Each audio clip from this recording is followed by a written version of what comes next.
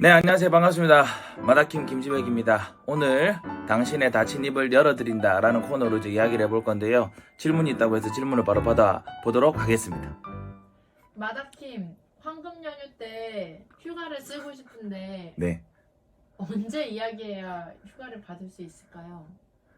그때가 저희 회사가 많이 바쁜 시즌이라서. 네. 근데 저도 꼭 가고 싶거든요, 휴가를. 그 누구한테 이야기한다는 거예요? 대표님한테 말해야 되지 않을까요? 저한테 이야기하는 거네요. 야, 각을 상당히 잘 봤네요.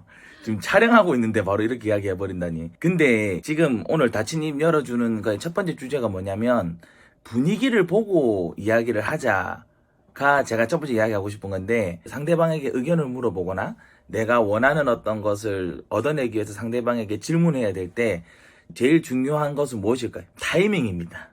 말을 어떻게 논리적으로 해야 되고 설득력 있게 하는 거 다 필요 없습니다. 타이밍이 제일 중요합니다. 그럼 예를 들어서 조금 전에 질문하셨는데, 실제로 대표에게나 팀장님에게 휴가 제안을 만약에 해야 될 때, 아니면 선생님에게, 아니면 엄마 아빠에게 어떤 이야기를 내가 해야 될 때, 그래서 뭔가를 얻어내야 될 때 타이밍이 언제가 좋을까요?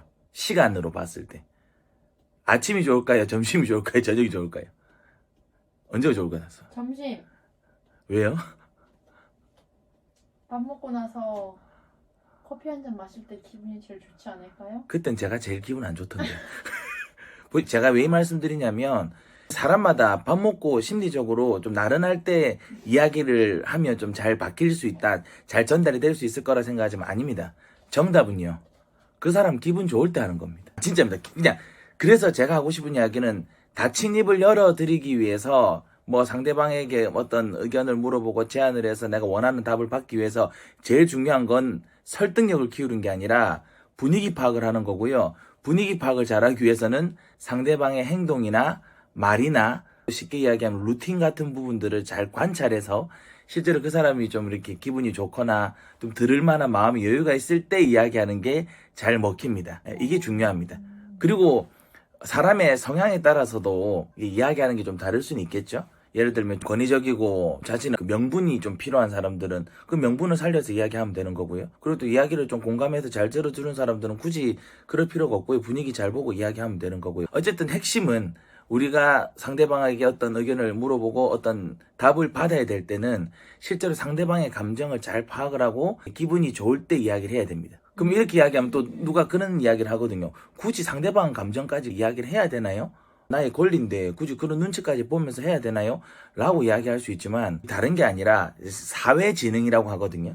원하는 것을 얻어내기 위해서는, 컴퓨터에서는 우리가 어떤 입력을 하면 결과값을 받을 수 있지만 사람에게는 입력을 한다고 해서 결과값이 안 나올 수 있다고요. 그렇기 때문에 그 상대방의 감정과 그 사람이 처한 상황들을 잘 보면서 의견을 제시를 하는 게 상당히 잘 먹힐 수가 있다는 말씀을 드릴 수 있을 것 같습니다. 그래서 휴가를 진짜 간다는 거죠?